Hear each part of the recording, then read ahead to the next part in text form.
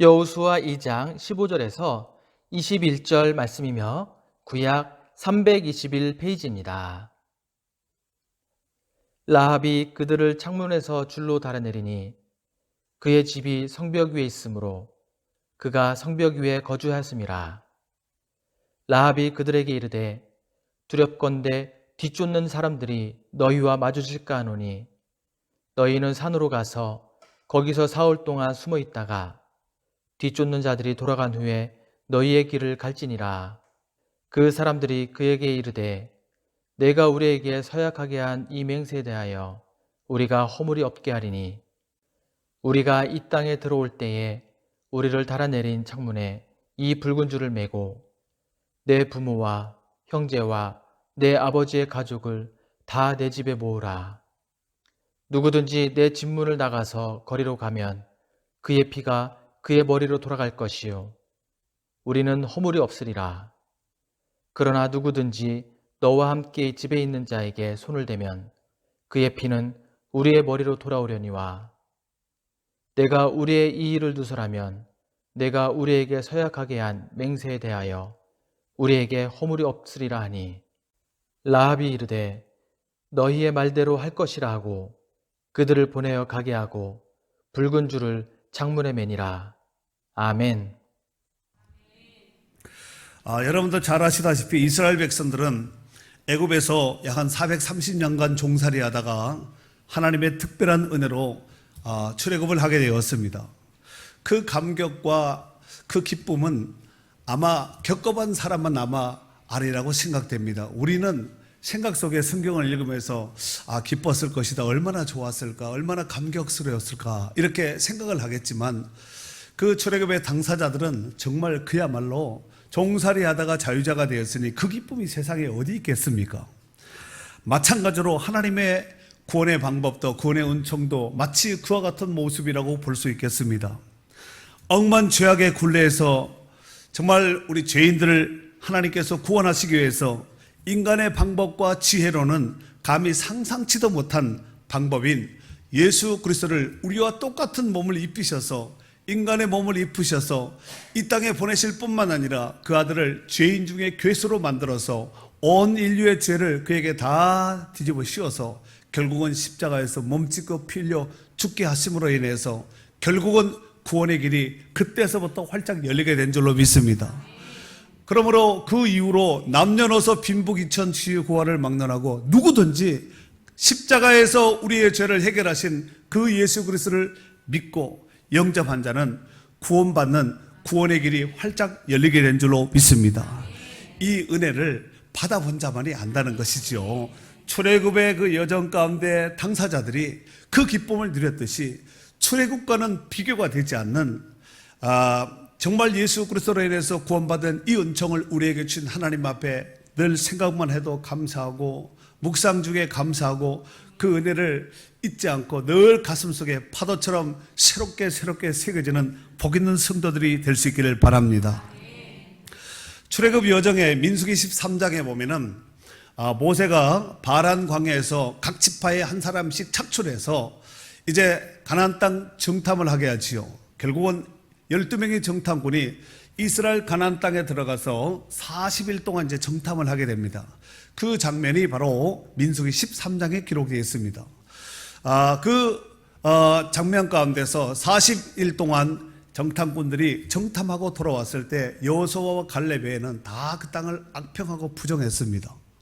자, 그런데 오늘 본문에 보면은 이제 여호수아가 요단강 바로 건너기 직전이 바로 벳볼 맞은편이라고 합니다. 모압 땅이지요. 그런데 그곳에서 시딤이라는 곳에서 모세는 12명의 정탐꾼을 바란 광야에서 가나안 땅으로 들여보냈지만 여호수아는 2명의 정탐꾼을 시딤에서 여리고로 이제 정탐을 보내는 장면이 나옵니다.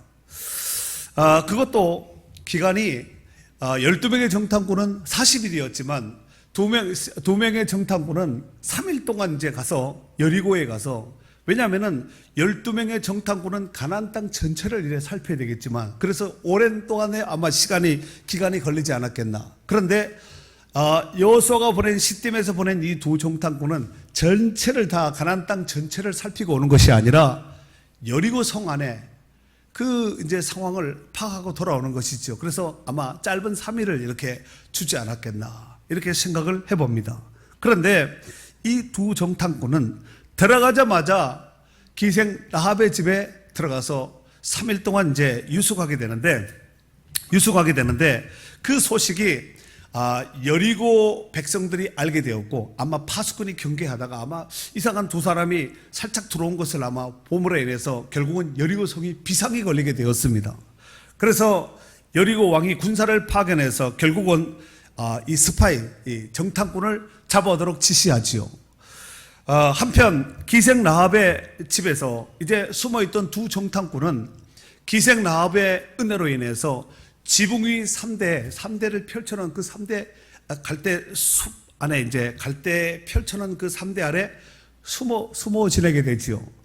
그러다가 라합의 권유대로 정탐꾼들이 이제 여리고의 군사들이 돌아가고 난 다음에 결국은 3대에서 나와서 그 기생 라합이 두 정탐꾼에게 이렇게 말을 하지요. 지금 여단강 나루터로 가게 되면은 붙잡히게 되니까 지금 비상이 걸려 있는 상태니까 산에 숨어 있다가 다시 너희들의 진영으로 돌아가라 하고 이 사인까지 주게 됩니다. 그래서 결국은 이 두 정탐꾼은 기생 라합으로 인해서 살아나게 되었고 또 기생 라합의 작전과 계략 가운데서 3일 동안 숨어 있다가 결국은 이제 다시 시댐에 있는 자기의 본거지로 베이스 캠프로 돌아가게 되는 이런 모습을 보게 됩니다. 그런데 여호수아 앞에 돌아온 이 두 정탐꾼은 와서 보고를 하는데 뭐라고 보고를 하냐면은 우리 한번 2장 마지막 절이 2장 24절인데 다 같이 한번 읽도록 하겠습니다. 읽습니다. 또 시작. 또 여호수아에게 이르되 진실로 여호와께서 그 온 땅을 우리 손에 주셨으므로 그 땅의 모든 주민이 우리 앞에서 간담이 녹더이다 하더라. 아멘. 자, 이 두 정탐꾼은 기생 라합의 말을 근거로 마치 기생 라합의 말이 여리고 사람들의 여리고성의 전체적인 분위기를 파악한 다음에 지도자인 여호수아에게 보고를 해주는 거죠. 그렇다고 해서 이 두 정탐꾼의 보고가 그러니까 이 두 정탐꾼이 살펴보아서 요렇네 하고 한 것이 아니라 기생 라합의 말을 듣고 그 말에 근거해서 숨어 있다가 지도자인 여호수아에게 가서 보고한 것이거든요. 어떻게 본다면은 정탐꾼으로서의 좀 이렇게 자기 기능을 자기 역할을 제대로 못한 이런 모습이라고 볼 수가 있는데 그렇다고 해서 금방 읽었던 24절에 기록된 이 말씀이 이 보고가 잘못된 보고는 아니거든요. 잘못된 보고는 아닙니다. 왜 그러냐면은 기생 라합이 지금 두 정탐꾼에게 알려준 이 보고는 이 여리고의 전체적인 분위기를 이 기생 라합은 잘 알고 있었습니다. 그래서 지금 24절에 보고한 이 보고를 앞에 있는 말씀을 근거로 해서 다시 한번 살펴보고 다음 말씀을 보도록 하겠습니다. 자, 8절 9절 앞에 8절 9절에 있는 말씀이에요. 또 시작. 또 그들이 눕기 전에 라합이 지붕에 올라가서 그들에게 이르러 말하되 여호와께서 이 땅을 너희에게 주신 줄을 내가 아노라. 우리가 너희를 심히 두려워하고 이 땅 주민들이 다 너희 앞에서 간담이 녹나니 그랬습니다. 기생 라합이 3대에 숨어 있는 두 정탐꾼에게 쫓아가 가지고 뭐라고 말을 하냐면은 하나님께서 이 땅을 여리고를 너희들에게 준 것을 너희들이라는 것 두 사람을 말하는 것이 아니라 이스라엘 백성들을 말하는 것이지요. 당신들에게 준 것을 내가 안다. 그리고 이 땅 지금 여리고 성 안에 이 여리고는 크고 견고한 이 성이거든요. 그러니까 여리고 성은 그냥 성을 쌓은 것이 아니라 쉽게 말해서 차가 양쪽으로 왕립할 수 있는 이게 두터운 성입니다. 두터운 성이기 때문에 크고 견고한 성인데 이 성을 무너뜨린다는 것은 이게 무너진다는 건 말도 되지 않습니다. 정말 철옹성과 같은 이런 성인데 하나님께서 이 땅을 당신들에게 준 것을 내가 안다. 뿐만 아니라 이 여리고 성 안에 있는 지금은 문을 닫고 견고하게 무장을 하고 지키고 있지만 이 사람들의 심령 상태는 지금 간담이 다 녹아있다. 마음이 지금 쪼그라들어가지고 긴장 속에 밤이고 낮이고 긴장을 하고 있는 이런 상태다. 그들의 상태를, 그들의 심령 상태를 두 정탐꾼에게 정확하게 알려줬습니다. 그랬더니 이 두 정탐꾼이 지금 여호수아 앞에서 지금 24절과 같이 이렇게 보고를 했다는 것입니다. 사실 여호수아는 두 정탐꾼을 보낸 목적이 하나님이 약속하신 약속을 확인하는 것에 있습니다.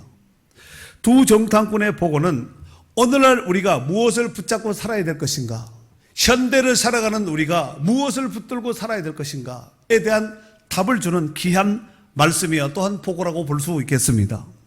자, 오늘 말씀을 통하여 생명의 붉은 줄을 붙잡고 은혜로 살아가는 라합의 축복이 우리 모두에게 함께 하시기를 바랍니다. 이 라합이라는 이 말은 기생 라합 나오죠. 이 라합이라는 라하브라는 단어를 쓰는데 이것은 넓다, 풍부하다 이런 뜻을 가지고 있습니다. 아마 마음도 넓고 그 이름대로 아마 여러 가지로 아마 심리적인 거나 삶에 있어서 좀 이렇게 좀 풍성한 이런 삶을 살라고 아마 그 부모님이 아마 그렇게 지어주지 않았겠나 생각을 해볼 수가 있습니다. 그리고 여리고의 기생 라합은 오늘날 구원받은 성도의 모형이라고 볼 수 있습니다. 이 라합은 우리 성경에는 기생 라합이라고 이렇게 나와 있는데 이 기생 라합이라는 이 해석보다는 당시에 여관 주인으로 해석하면 좋을 듯 싶습니다. 왜 그러냐면은 이 기생이라는 이 단어는 전 세계에서 우리나라만 사용하고 있습니다. 그 이스라엘 백성들이 가나안 이 팔레스타인 이 동네에 사는 사람이 기생이 없는데 우리나라는 문화권이 기생 문화가 옛날에 있었잖아요. 이스라엘 문화권은 그 중동 문화는 그것이 아니거든요. 그래서 아마 이 문화권의 차이 가운데서 해석을 하다 보니까 기생 라합이라고 이렇게 기록을 하지 않았겠나. 그런데 좀 더 이것을 그쪽 문화권으로 좀 근접해서 해석을 하면은 여관 주인 이렇게 해석하면은 좋을 듯 싶다는 말씀입니다. 자, 특별히 라합은 두 정탐꾼에게 있어서 정말 생명의 은인 것 같은 이런 사람이었습니다. 여리고 편에서 보면은 아주 나쁜 사람입니다. 여리고 백성들의 입장에서 봤을 때는 아주 나쁜 기생 라합이지만 이스라엘 백성들의 또 두 정탐꾼의 입장에서 봤을 때는 생명의 은인이 되지 않겠습니까? 예를 들어서 이 두 정탐꾼이 지금 현재 지붕 위에 3대를 말리는 그 밑에다가 이렇게 너희들 숨어 있어라. 그것이 가장 안전하다 하고 이제 두 정탐꾼을 숨겨두고 여리고의 군사들이 왕이 비상을 걸어서 여리고의 군사들이 라합의 집에 출동했을 때 라합이 예를 들어서 사실 우리 집 지붕 위에 3대 그 두 사람이 있거든요. 만약에 이렇게 됐다면은 그들은 이렇게 숨어 있다가 꼼짝도 못하고 창칼 이렇게 해서 무기에 의해서 포박되고 결박되고 스파이로 왔으니까 그냥 죽을 수도 있지 않겠습니까? 그러니까 두 정탐꾼에게 있어서 이 기생 라합은 정말 생명의 은인이고 잊을 수 없는 이런 귀한 사람이라는 것을 알 수가 있습니다. 야고보서 2장 25절에 보면은 야고보 선생은 이 라합에 대해서 어떻게 해석을 하고 있냐면은 또 이와 같이 기생 라합이 사자들을 접대하여, 사자는 누굴까요? 두 정탐꾼이겠죠. 접대하여 다른 길로 나가게 할 때에 행함으로 의롭다 하심을 받은 것이 아니냐. 영혼 없는 몸이 죽은 것 같이 행함이 없는 믿음은 죽은 것이라는, 우리 믿음도 마찬가지예요. 믿음이 있다고 말은 하지만 행함이 없는 믿음은 영혼 없는 몸과 죽은 몸과 다를 바가 없다는 것입니다. 하나님은 어떤 믿음을 기뻐할까요? 살아있는 믿음을 기뻐할까요? 썩어 냄새나는 죽어있는 이 믿음을 기뻐할까요? 그 믿음이라고 할 수 없겠지요. 참 하나님을 기쁘시게 하는 산 믿음의 주인공들이 되어야 될 줄로 믿습니다. 훗날 이 라합은 두 정탐꾼 중에 한 사람이었던 유다 지파의 출신인 살몬과 결혼했습니다. 그러니까 두 정탐꾼 가운데서 한 사람의 이름은 살몬이에요. 이 살몬과 결혼해요. 보아스를 낳습니다. 보아스가 또 누구를 낳냐면 오벳을 낳습니다. 오벳이 누구를 낳냐면 다윗의 아버지 이새를 낳습니다. 이새가 다윗 왕을 낳지요. 그러니까 결국은 천수를 따지면 다윗 왕의 입장에서 봤을 때는 이 라합은 고조모입니다. 고조모. 그리고 유다 지파에서 그 몸에 라합의 몸에서 후손 가다가 결국은 구원자 되신 예수 그리스도께서 그 유다 지파에서 태어나지 않습니까? 이러보건대 이방 여인이지만 정말 하나님의 존귀함을 덧입은 라합이라는 것을 알 수가 있습니다. 우리도 사실 어떻게 보면 영적으로 보면 다 이방 신을 섬기고 우상을 섬기고 이렇게 하나님 없이 살던 이런 사람들이 아니었겠습니까? 그런 맥락으로 본다면 라합과 공통 부모가 비슷한 면이 많은 것 같아요. 아멘. 자, 라합은 이스라엘 백성들의 출애굽의 여정의 모든 행보를 다 여리고성에 있는데 이스라엘 백성들이 어떤 모습 가운데 어떤 루트를 통해서 지금까지 현재 시딤까지 와 있고 그들이 앞으로 요단을 건너서 여리고를 점령하고 아이성을 점령하고 가나안 남부, 중부, 북부, 남부를 정해서 이 가나안 땅의 실세 주인공이 된다는 것을 라합은 이미 알고 있었다는 거예요. 그러니까 굉장히 현실적인 것과 또 어떤 영적인 하나님의 뜻까지도 알고 있는 정말 영성 있는 이런 여인이었다는 것을 알 수가 있습니다. 자, 그러면은 라합의 입으로 고백했던 그 고백을 일단 같이 한번 읽도록 하겠습니다. 그 앞에 10절과 11절에 있는 말씀이에요. 일단 10절을 읽겠습니다. 시작. 이는 너희가 애굽에서 나올 때 여호와께서 너희 앞에서 홍해물을 마르게 하신 일과 너희가 요단 저쪽에 있는 아모리 사람의 두 왕 시온과 옥에게 행한 일, 곧 그들을 전멸시킨 일을 우리가 들었음이니라.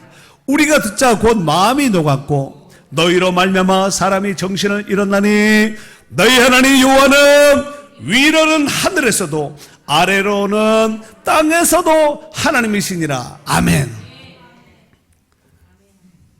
너희가 애굽에서 나올 때 그 너희의 출발지 어디서부터 너희가 시작됐다는 것을 기생 라합은 알고 있었습니다. 너희가 애굽에서 나올 때 여호와께서 너희 앞에 홍해물을 마르게 하신 일과, 여러분 홍해물이 말랐다. 우리 애국가의 동해물과 백두산에 마르고 닳도록 하는데 여지껏 한 번도 마른 적이 없습니다. 그런데 이 홍해는 마른 적이 있거든요. 그들이 홍해를 건널 때 여러분 홍해가 강이 아니라 바다예요. 끝도 보이지. 실질적으로 가면은 우리가 지도로 보면 길게 이렇게 해서 가깝겠다 생각되겠지만 강이 아니라 바다인데 여기서 봤을 때 끝도 보이지 않습니다. 그런 바다를 질퍽질퍽하게 걷는 것이 아니라 바짓가랑이 걷고 이렇게 걷는 것이 아니라 마른 땅으로 건넜다는 거예요. 홍해 바다를. 그래서 하나님께서 너희 앞에서 홍해를 마르게 하신 일과, 그리고 너희가 요단 저쪽이면 어디겠어요? 지금 현재 여리고는 요단 서편에, 요단강을 중심으로 서편에 위치하고 있는 지역이 지금 여리고입니다. 그러면 요단 저쪽이면 요단 동편을 말하는 것이 아니겠습니까? 요단 동편에 아주 강력한 두 나라가 있었는데 거기 나오죠. 아모리 사람의 두 왕 시온과 옥. 시온과 옥이라는 이 두 나라가 강력한, 이 가나안 동쪽에는 최고 강력한 나라였었는데 이 두 왕에게 행한 일, 그들의 나라를, 그 왕을 진멸시킨 일을 내가 들었다는 것이죠. 그 뒤에 보면은 그들을 진멸시킨 일을 우리가 들었습니다. 여리고의 성에 있지만 그 소문을 어떻게 들었을까요? 여러분, 발 없는 말이 천리 간다는 말이 맞습니다. 성 안에 갇혀져 있는 라합이지만 그 소문을 어떻게 해야 돼? 그러니까 결국은 성은 붙게 닫혔지만 오가는 사람이 있었다는 것이지요. 그때 무슨 핸드폰이 있었겠어요? 인터넷이 있었겠습니까? 그러지 않겠습니까? 그 소문을 내가 들었다는 거죠. 그리고 11절, 우리가 듣자, 그 소문을 듣자 하나님께서 홍해를 마르게 하신 일과 요단 종편에 있는 아모리 사람 두 왕인 시온과 옥에게 행한 이 소문을 듣고 이 소리를 듣자 곧 마음이 어떻게 되었다고요? 마음이 녹아버린 거야. 마음이 녹았고 너희로 말미암아 사람이 정신을 잃어버렸다는 거야. 그러면서 라합의 신앙 고백입니다. 그 다음은 너희 하나님 여호와는 위로는 하늘에서도 아래는 땅에서도 하나님이시니라. 이걸 좀 유식하게 말씀드리면은 상천하지의 하나님, 위로 하나님, 아래, 위로 하늘에서 아래로 땅에서 하나님이라는 거죠.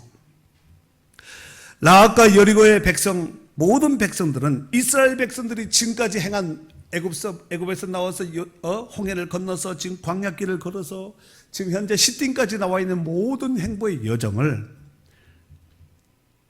기생 라합만 알았던 것이 아니라 여리고의 주민들이 다 알고 있는 거예요.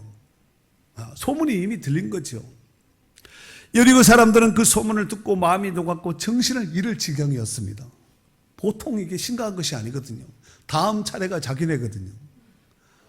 바로 직전 차례는 어디였냐면은 시혼 왕 아모리 사람의 왕 시혼과 옥, 이 강력한, 자기네보다 더 강력했던 이 왕들을 진멸하고 파괴하고 무찌르고 이겨서 지금 현재 시딤까지 와 있는데 그 다음 순서가 자기라는 것을 알고 있었기 때문에 얼마나 긴장하고 초조하고 불안했겠습니까?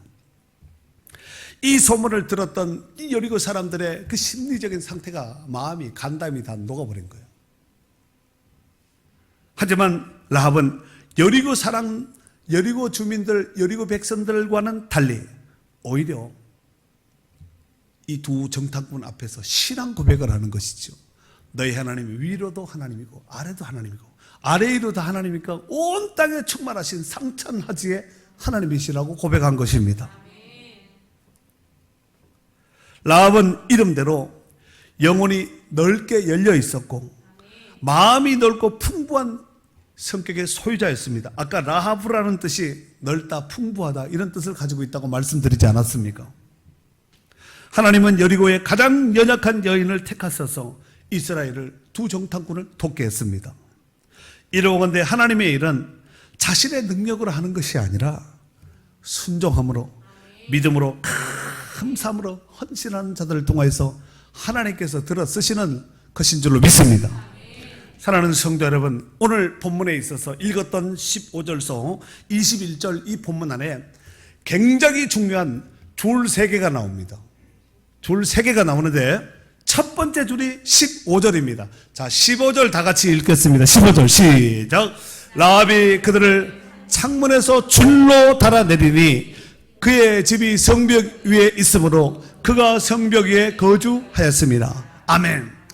라합이 그들을 창문에서 줄로 달아내렸다는 것이지요.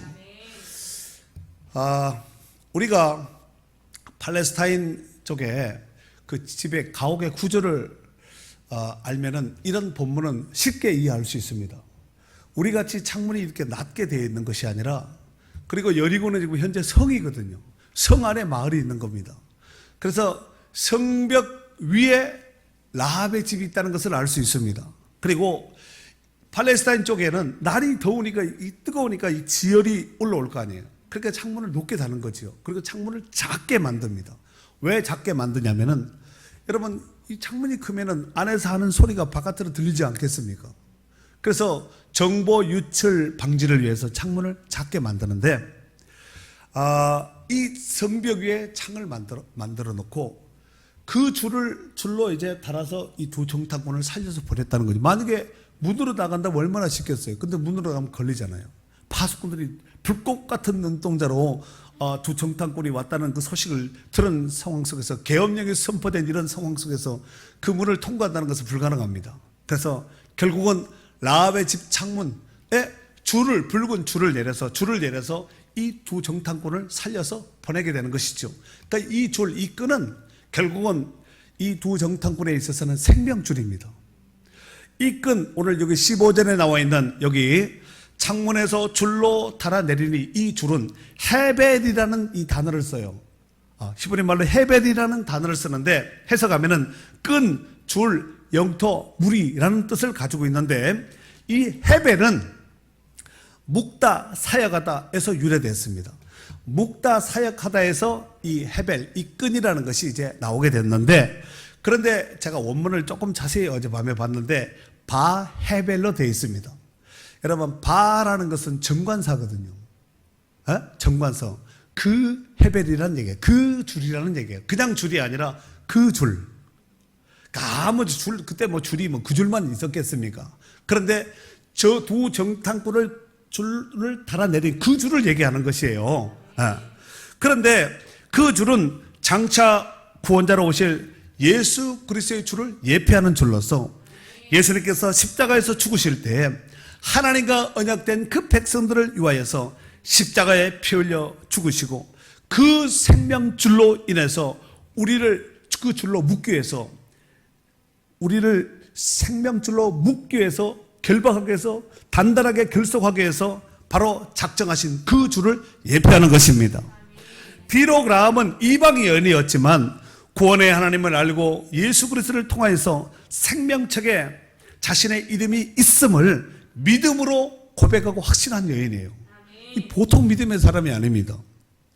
그 라합이 믿음의 확신을 갖고 창문을 통하여 붉은 줄을 내리고 두 정탐꾼을 탈출하도록 도와주신 것입니다.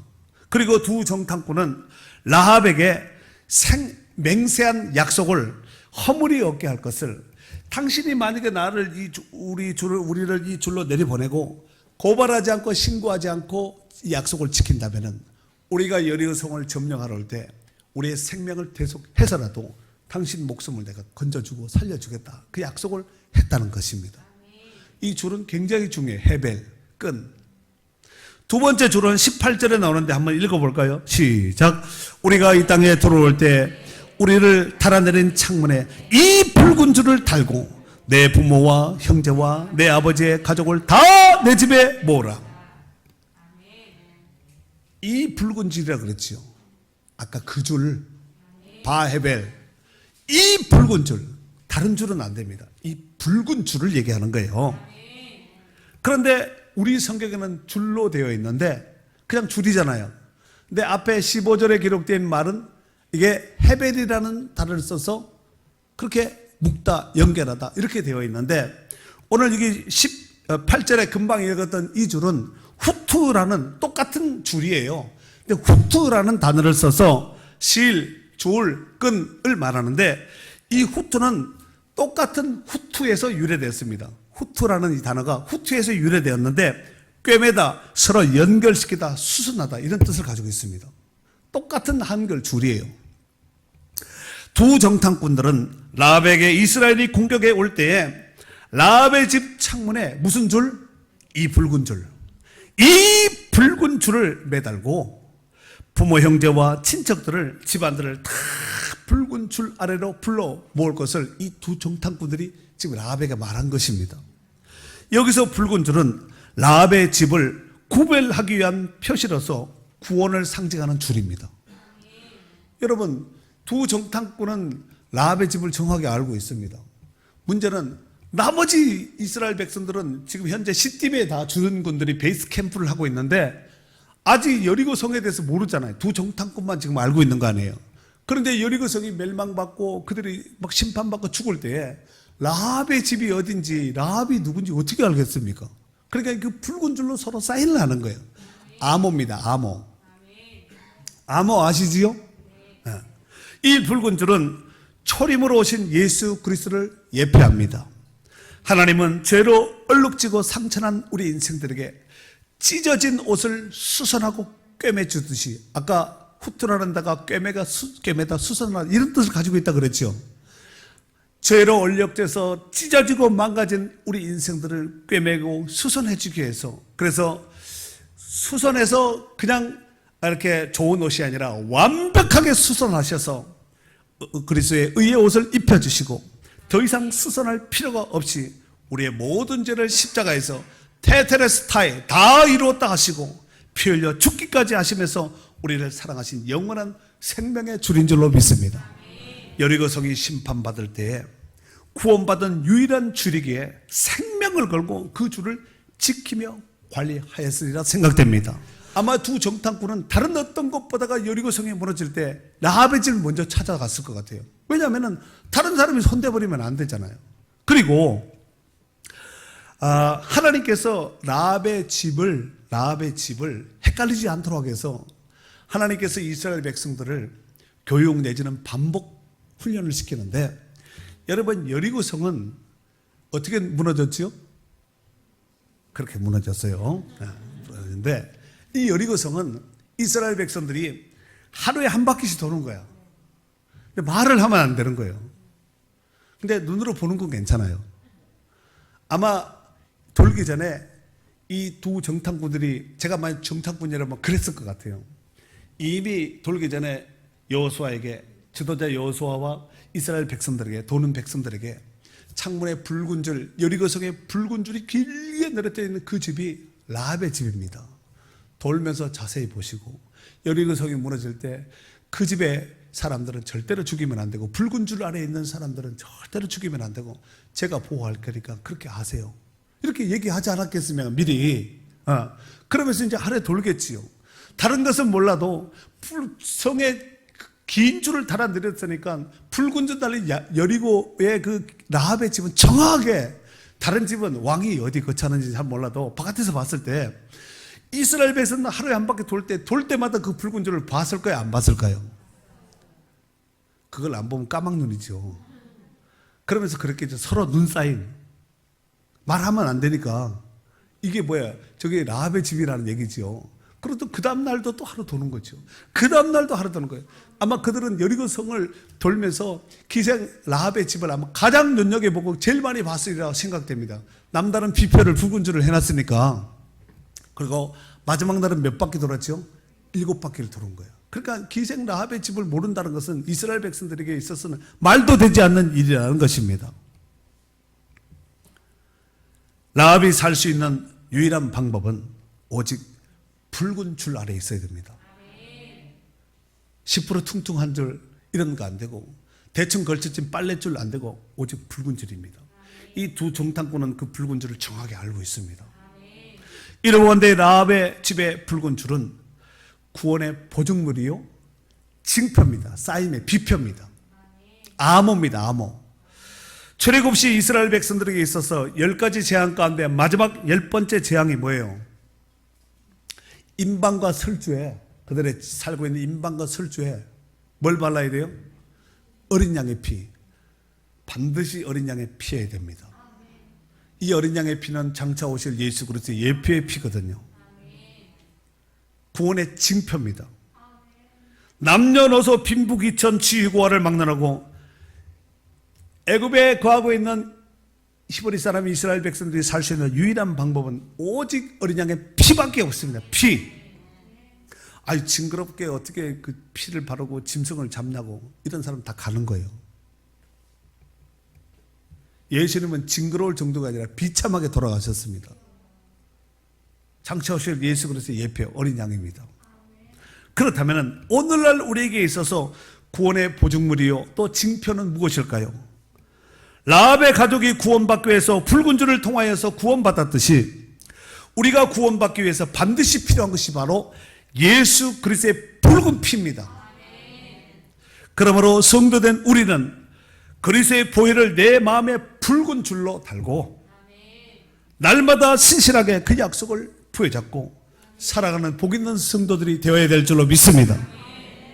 마지막 세 번째로 줄이 나오는데 21절입니다. 21절 다 같이 읽도록 하겠습니다. 읽습니다. 시작. 라합이 이르되 너희 말대로 할 것이라 하고 그들을 보내어 가게고 붉은 줄을 창문에 매니라. 아멘. 첫 번째 줄은 헤벨이라고 말씀을 드렸고, 두 번째 줄은 후투라고 말씀을 드렸습니다. 세 번째 줄은 티크와트라는 줄인데 똑같은 줄이에요. 그러나 원문 단어는 다릅니다. 이 티크와트는 카바에서 유래된데, 카바가 뭐냐면은 바라보다, 소망하다, 기대하다, 사모하다, 이런 뜻을 가지고 있습니다. 똑같은 줄인데 이 줄이 바라보다, 소망하다, 기대하다, 사모하다, 이런 뜻을 가지고 있다는 말씀이에요. 라합은 두 정탐꾼들이 말한 대로 준행할 것을 약속하고 그들을 보낸 뒤에 즉시 제일 중요한 것이 즉시예요. 즉시 그 붉은 줄을 창문에 길게 늘어뜨려 놓습니다. 왜냐하면 지금 갔다는 것은 조만간에 금방 밤이고 낮이고 언제든지 들어올 수 있다는 것이죠. 그렇지 않겠습니까? 그래서 즉시 붉은 줄을 창문에 길게 늘어뜨려 놓았다는 것입니다.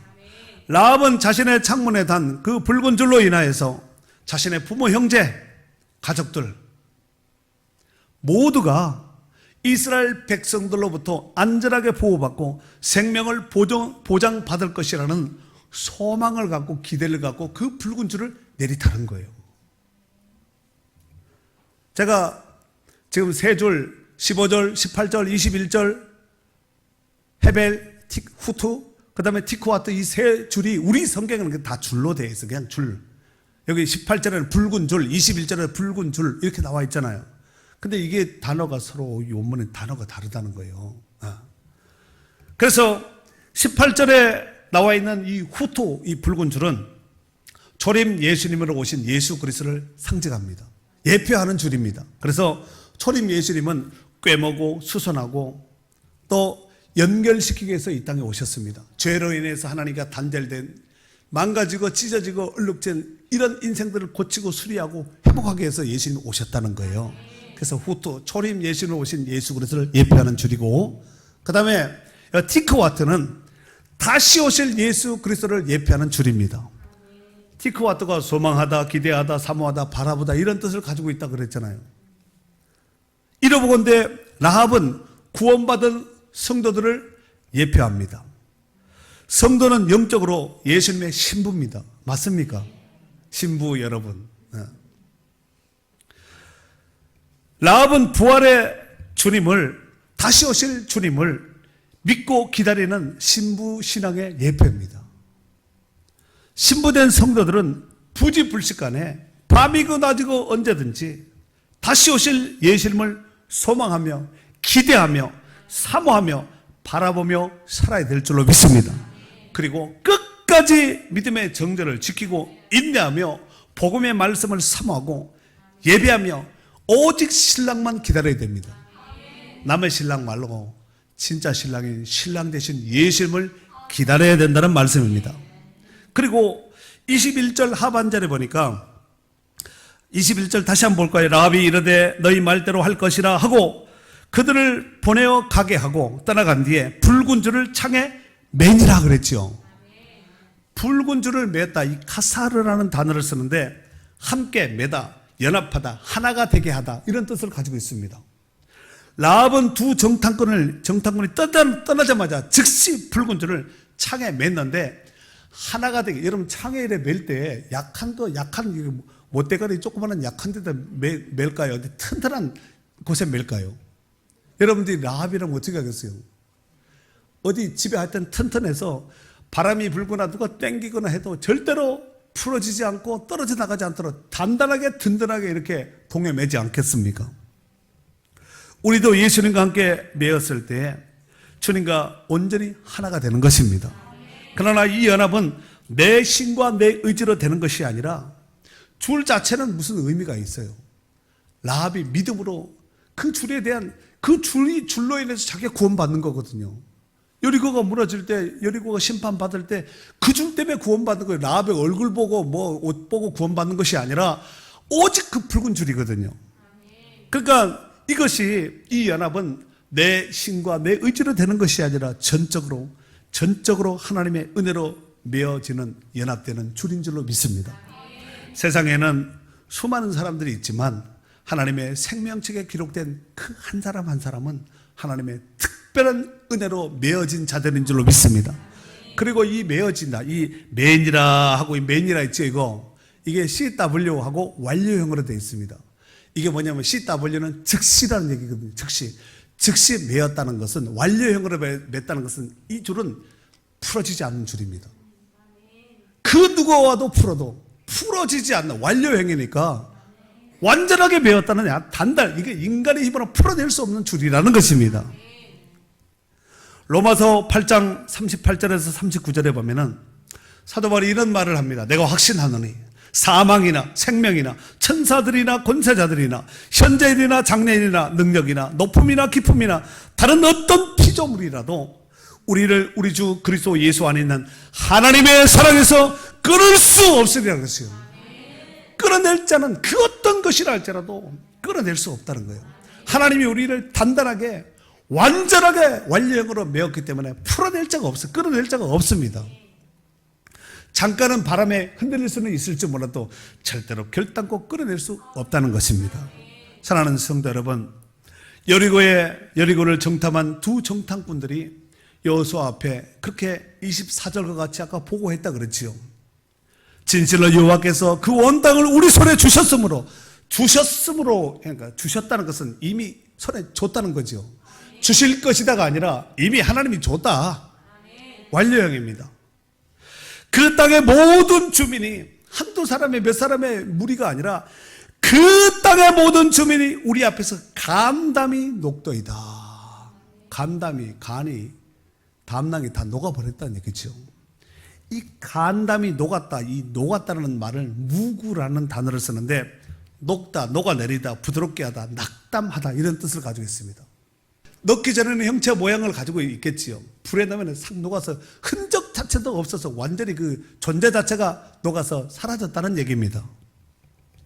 이스라엘 백성들이 다가온다는 소식을 들은 이 여리고의 백성들은 마음이 녹아내리고, 아까 무구 녹아내렸다 그래, 간담이 녹았다 그랬지요. 마음이 녹아내리고 부드럽게 하여 더 이상 저항할 수 없는 상태를 하나님 만들어 버리신 거예요. 저들은 이스라엘과 싸울 의지조차도 없게 하셨고 낙담하여 방어할 능력조차도 없게 하나님 완전 무장 해제 상태를 만들어 버린 겁니다. 뭐 어떤 방법이 없는 거야. 그냥 마음이 다 녹아내린 거예요. 그냥 성만 굳건하게 지키고 있지. 그 안에 있는 여리고 백성들의 심리적인 상태는 마음이 다 더 이상 뭐 공격해도 이게 어떤 저항할 수 있는 힘을 무기력증에 딱 걸려버린 거죠. 누가 그렇게 했을까요? 하나님이 그렇게 하신 거예요. 지금도 가면은 여리고성 그 터가 있습니다. 그 흔적 터가 있다니까 지금도. 근데 그 바닥이 뭐냐면은 바위면은 든든하게 버텼겠지만 거기가 여리고성이 요단강 줄기 옆에 있는 거 아니에요? 모래입니다. 바닥이 모래입니다. 한순간에 그냥 무너져 버리는 거죠. 마지막 나팔 소리와 함께 이스라엘 백성들이 외친 그 함성으로 여리고는 완전히 무너지고 말았습니다. 성만 무너진 것이 아니라 여리고 사람들의 심리도 그 백성들도 완전히 다 간담이 녹아버렸다니까요. 그래서 하나님의 은혜로 이스라엘은 총 하나, 화살 하나, 칼 하나 쓰지 않고 완전한 승리를 이루게 된 줄로 믿습니다. 이스라엘 백성들이 여리고성을 점령한 의미가 굉장히 큰 의미를 가지고 있습니다. 여리고성 점령은 성 하나 점령한가 보다 이렇게 생각할 정도가 아니라 우리가 이겼다 이 정도가 아니라 여리고성을 점령했다는 그 의의는 드디어 이스라엘 백성들이 출애굽 이후에 약 한 40년 동안 광야장을 그렇게 뺑뺑이 돌면서 고생하면서 여리고 이 하나님께서 약속하신 가나안 땅의 본토는 요단강을 중심으로 해서 서쪽이에요. 요단강이 있잖아요. 서쪽이거든요. 그 요단강을 지금 이스라엘 백성들이 건너고 다음에 보면 이제 건너지요. 요단강을 건너고 바로 땅 받는 땅이 그 땅이 하나님이 약속하신 젖과 흙불이 흐르는 그 약속한 땅이거든요. 근데 도착하자마자 그것이 어디냐면 길갈이라는 곳이에요.